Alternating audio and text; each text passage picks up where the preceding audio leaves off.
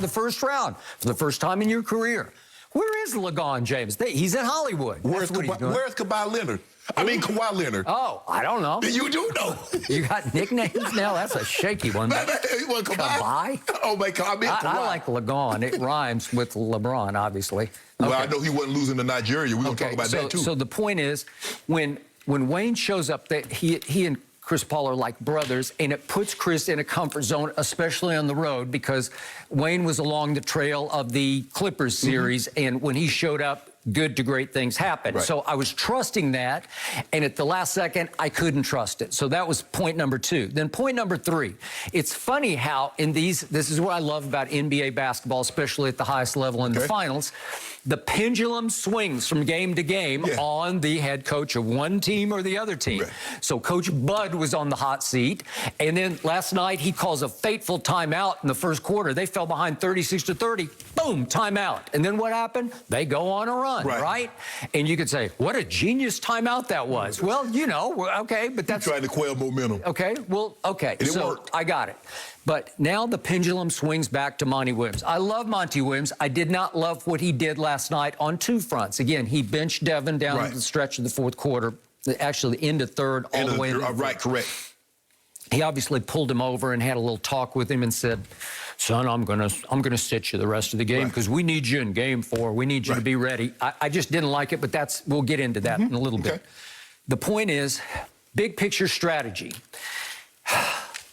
What is going on with your new man, Giannis? Well, he's been unleashed by Monty Williams' defense because Monty thinks that he can just single cover him with DeAndre Ayton. So what did Scott Foster make sure of last night? DeAndre Ayton played a grand total of 5 minutes in the second half and scored 2 points. He had 18 total, so he scored 16 in the first half. That'll work, right? Yes. And I thought he'd get off to a bang-up start, right? Yes. It looked like he was going to be a dominant big man in this game, and Scott Foster made sure that Monty Williams had no choice but to bench him or not bench. Because to me, I thought Monty waited too long in the 3rd quarter when obviously the Bucks went on another tear, and once they cut it to 4 in the 3rd quarter, here it came, and Holiday went crazy, and Connaughton joined in. But the point was, I thought Monty should have gone back to Ayton faster because he didn't foul out. He just had 4 at that point. Well, the game is teetering. You're up 2-0. Just take a shot. Just go ahead and say, go in there and just play. And if it doesn't work out, it wasn't going to work out anyway. And that's something that Ayton's going to have to learn, Skip. He's a young ball player. He's going to have to... I got 3 fouls. Giannis has a head of steam coming in. Just let him go. Don't pick up the 4th foul on that. Okay, I got it. So now we get to the old build the wall. Chris Paul said after the game last night, somehow, some way, we have to build a wall. Yes! What do we know about Giannis's playoff past? We know that Toronto, going back 2 years ago, just said, we build a wall. Yes. We're going to take, again, they had some big bodies, but obviously Kawhi was there, and they had Kawhi, they had Siakam, and Gasol. And Gasol, yeah, your guy Gasol, who was a glacier for you. But he was also a glacier for them because he could, at about 300 pounds, he could just take up space. Exactly. He was a mountain of a man in the lane. So they built their wall across, and they won 4 straight games from Giannis, and he went way south in those games because he was shooting like 40% from the field after he'd won the MVP, shooting 58% from the field, and he tried to jack up threes.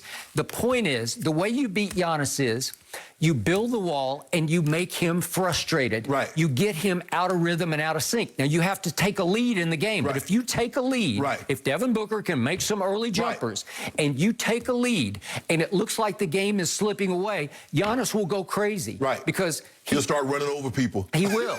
And he was so keyed up last night. I've never seen anything like this.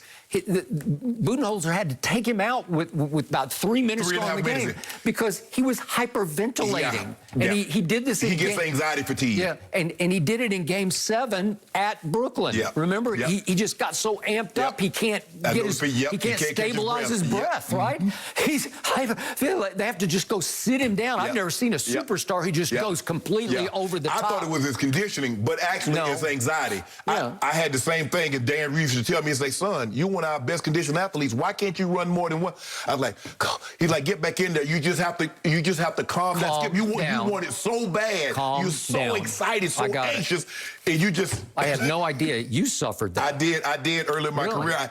Then I had to start listening to music to slow me down. Okay. I was listening to that, Tupac and getting all amped up. Too much. Yes. And so you went to what, Frank Sinatra? No, I went to like Maxwell and the Jill Scott. I had to slow it way down, old school. The Isley Brothers. Okay, that'll work. It worked. The Isley Brothers would gear me up. It definitely works, yep. Okay, so the point was that they're not building the wall, that they have gotten so full of themselves, they're just saying, we've got DeAndre Ayton, he's 7 feet tall. Right. He can handle him. Right. Well, he didn't even play but 5 minutes of the second half, but in the end, I think you have to build a wall. And they've got now 2 full days off. Yes. 3 total. But you have time to practice. Yes. You have time to, if you want to just walk through and practice, you have to figure out how to get more bodies across the lane just to say, you can't come in here. Correct. And again, if Middleton and Holiday shoot you out of the gym, you just have to live with it. Skip, that's the thing. Go back and look at every series that Giannis has lost. They built the wall. Nobody has beaten Giannis